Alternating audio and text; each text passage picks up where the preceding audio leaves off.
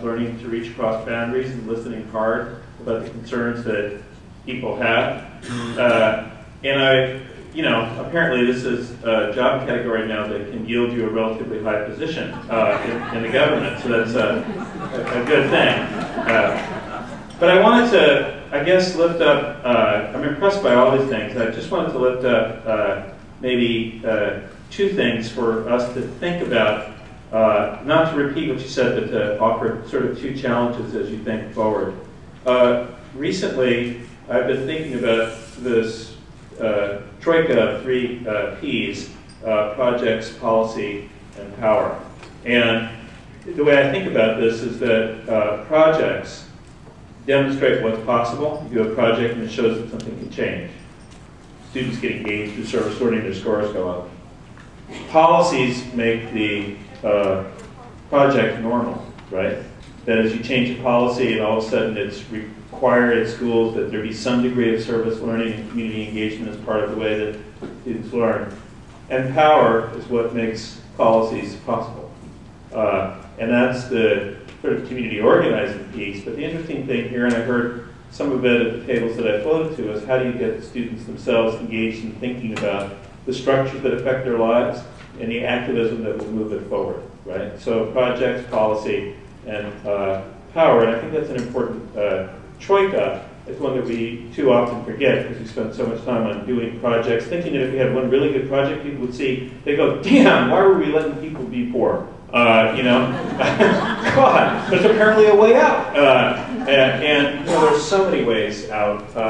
And we need to go from the projects to standard policy. And to do that, we're going to have to think about this power equation. The last thing I want to say, and I think it comes off what you were saying, is to think about the disjuncture between the conversation that we have in this room and the conversation that occurs at a state and national level. In this room, and rooms like it across the country, regardless of political ideology, people are recognizing what their common interests are. They're realizing that they're going to have to sacrifice for the common good in order to build the common good. They're finding humanity in each other, building that one human family. It's happening all over the country. And at the same time, we've got a state government that can't arrive at a budget, and a federal government that is stumbling around whether or not, with the unemployment rate skyrocketing, we should actually try to do something to prevent people from being out of work. The disjuncture between the fundamental good-heartedness and connection that's actually, I think, emerging more sharply at a grassroots level, and what we have at the state level and the national level, is not something that we can give up on. We need to try to change that national conversation. And I think that we're going to change it sort of person by person, school by school, organization by organization, beginning to kind of understand what our common destinies are. But a couple years ago, I wrote a book called Searching for the Uncommon Common Ground, New Dimensions on Race in America. And the co-authors and I said about the book that it's actually a much better title than it is a book, but which should dissuade you from buying it, but still.